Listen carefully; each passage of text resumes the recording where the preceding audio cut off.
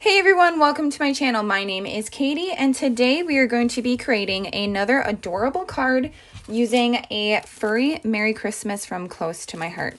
So today we're going to be using this adorable little puppy and then this sentiment Fleas Navidad.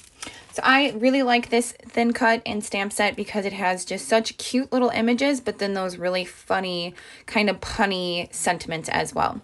So here's just kind of a close-up of the card that we're going to be creating today. This is a A2 size card, and it is pretty basic, but I think it ended up turning really cute, and it utilizes a good amount of items that I already have on hand. So for the one we're going to be creating today, I am essentially going to do the same thing, just changed up a little bit of it. So you can see that the puppy dog is colored just a little bit darker. And I did add the stickles to this one too, just to add a little bit of shine. For this tag, I decided to just flip the paper over and use this side. This piece is also another zip strip that comes in the paper pack. And then this I actually kept the same because the other side is orange and I just don't think the orange would work for a Christmas card. Definitely for a fall or Thanksgiving themed card, but I'm going to stick with the gray tone for the Christmas card. Then I'm using a little piece of ribbon. This is actually the white and gold ribbon and this is just from my stash as well. So here are the thin cuts that I'm actually using. These are the tags and tabs. These are still available in the annual catalog. And then again, the paper packet is actually the mix-ins. It is from the September-October catalog. It is unfortunately no longer available, but you could easily use other plaids that you have, or just kind of look at the idea of the card and then just make it your own, because that's always really fun too. So again, this is just a typical A2 size card. I am just using the Close to My Heart cut and pre-cut and scored cards just for my base. I did use the Glit spray, and to get these dots, because I really wanted it to more look like dots than just a spray, I ended up taking off the top, and you'll kind of see that there's that little nozzle or whatever. You can use this end and you just kind of flick it onto the paper. So that's how I created these dots. And I really like the glitz. I like the gold shimmer brushes as well, but the glitz definitely has a more darker saturated color on the background than the shimmer brushes. The shimmer brushes will definitely show up and they add a good amount of sparkle to the background, but this makes it more saturated. So this piece right here is going to be our main piece, and this measures 4 1/4 by, let's see here, 3. I just wanted to make sure I had that measurement right. And I am trying my best to do cards that are super easy to duplicate. So when you're cutting this, since a sheet of paper is 12 by 12, if you cut it at 3, you can get quite a lot out of it. So that's why I'm keeping it at pretty simple measurements, just so you can get more out of it. So this strip, again, this is just the zip strip that was on top of some of the paper. So this is always a 1/2 inch wide, but then it's 4 1/2 inches wide. Actually, sorry, 4 1/4 inches wide. Because it's the standard A2. And I'm just going to place that right on top.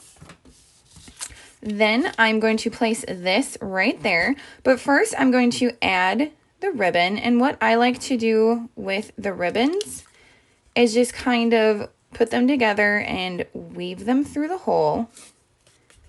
And then just put them through like this. And then that way you get that nice little top right there. And then just kind of stretch that out a bit, and then I'll go ahead and cut off the excess. So then that's a really easy way to kind of tie a nice little ribbon to the top.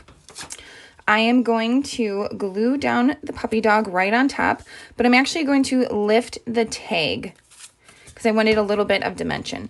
So I'm going to, like I said, just glue down the dog, and I'm just going to use ATG for this. Make sure I get him right where I need him. I kind of want this to be on a little angle,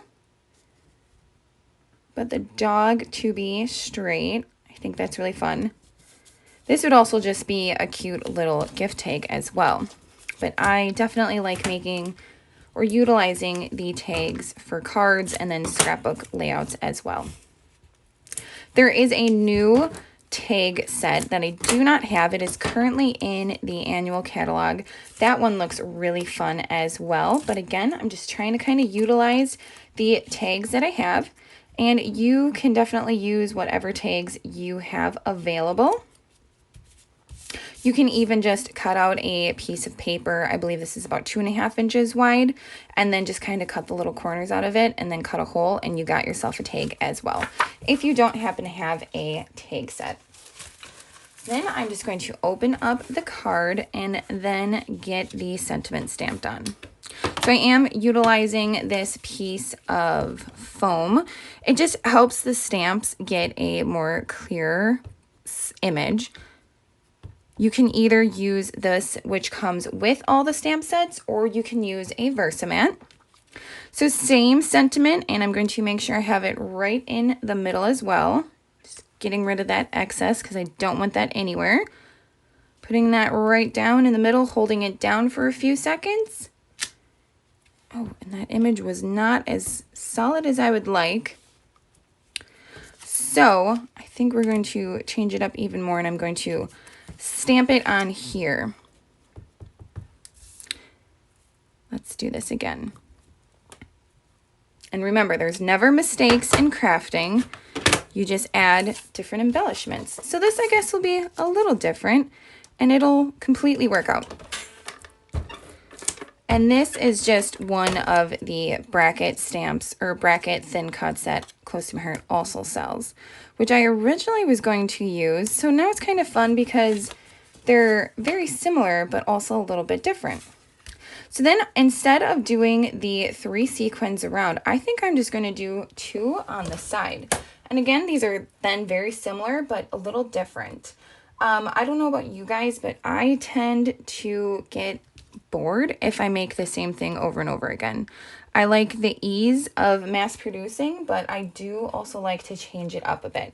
So typically I will just switch out the paper, or I'll flip the paper over and maybe use a different side of it.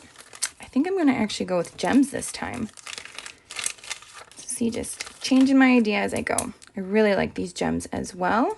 There we go. Very cute. Just get those added to the 2 sides of the bracket.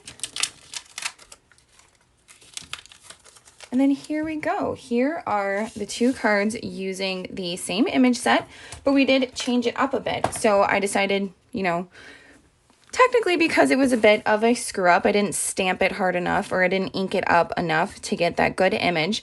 But again, there is no mistakes in crafting. It's just a availability to embellish it a little differently.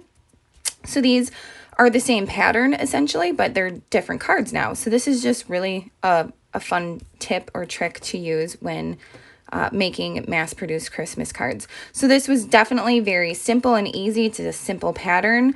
I think the star of the show is definitely the little puppy who is lifted on this little tag. And they're a bit different, but also the same. So I think this actually turned out really cute. So thank you so much for joining me as always. Hope to see you all next time, and happy crafting.